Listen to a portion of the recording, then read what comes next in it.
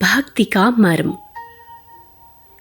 एक बार नारद जी ईश्वर भक्ति का प्रचार करते भूलोक में भ्रमण कर रहे थे, तो उन्होंने सर्वत्र अपनी भक्ति भावना की बहुत प्रशंसा सुनी। नारद जी ने समझा, मैं ही सबसे बड़ा भक्त हूँ। अपने इस अभिमान की पुष्टि कराने के निमित्त वे वैकुंठ लोक में विष्णु भगवान के पास पहुंचे। भगवान से उन्होंने कहा, प्रभु, मर्त्य लोक में मुझे सबसे बड़ा ईश्वर भक्त समझा जा रहा है, सो आप बताइए कि क्या मैं सचमुच सबसे बड़ा भक्त हूँ? यदि मुझसे भी बड़ा कोई और भक्त है तो उसका नाम बताइए, जिससे मैं उसके पास जाकर भक्ति करना सीखूं।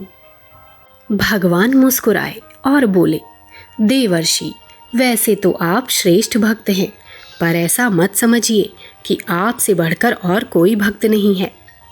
यदि भक्ति में और आगे बढ़ने की इच्छा है तो मैं बताता हूँ।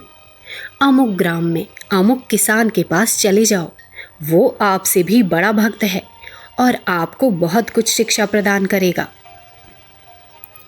भगवान के वचन सुनकर नारद ने अपनी वीणा उठाई और हे नाथ नारायण वासुदेव जपते हुए उस किसान के दरवाजे पर जा पहुँचे। किसान हल जोत कर लौट रहा था। नारद ने उसे प्रणाम किया और भगवान के सारे वचन सुनाते हुए भक्ति योग की शिक्षा देने की प्रार्थना करने लगे। किसान ने बैलों को यथास्थान बांधा और हल को कंधे पर से उतारकर कोने में रखा। तदुपरांत देवर्षि को आसन देकर हाथ जोड़कर कहा, भगवन, मैं सीधा साधा किसान हूँ, फूटा अक्षर पढ़ा नहीं हूँ और संध्या भजन कुछ भी नहीं जानता।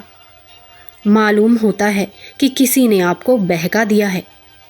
मैंने ना तो कोई योग सीखा है और न ज्ञान भक्ति के बारे में कुछ जानता हूँ। धर्मपूर्वक अपनी जीविका उपार्जन करता हूँ और अपना कर्तव्य पालन करने में सच्चाई के साथ लगा रहता हूँ। नारद जी ने पहले तो ये समझा कि किसान बनावटी बातें कह रहा है, वो जरूर कोई पहुंचा हुआ सिद्ध होगा। पर अनेक प्रकार से जब उन्होंने परीक्षा कर ली कि ये झूठ नहीं बोलता, जो बात है उसे सत्य सत्य कह रहा है, तब नारद उठ खड़े हुए और विष्णु भगवान के पास आ पहुंचे।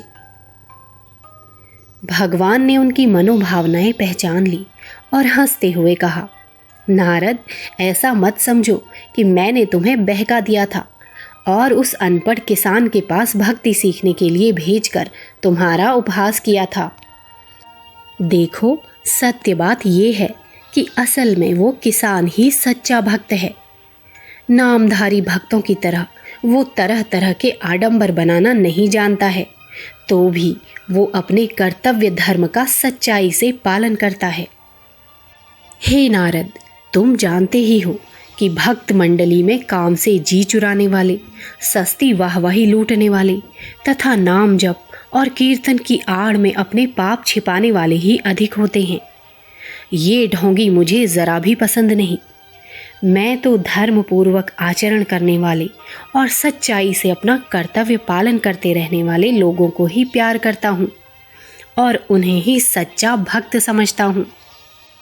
देवर्षि, तुम्हारा कीर्तन, नाम जप, भक्ति प्रचार सराहनीय है, पर अपने साधारण काम को सच्चाई और ईमानदारी से करते रहने वाले उस किसान की अपेक्षा तुम कुछ ऊंचे नहीं हो।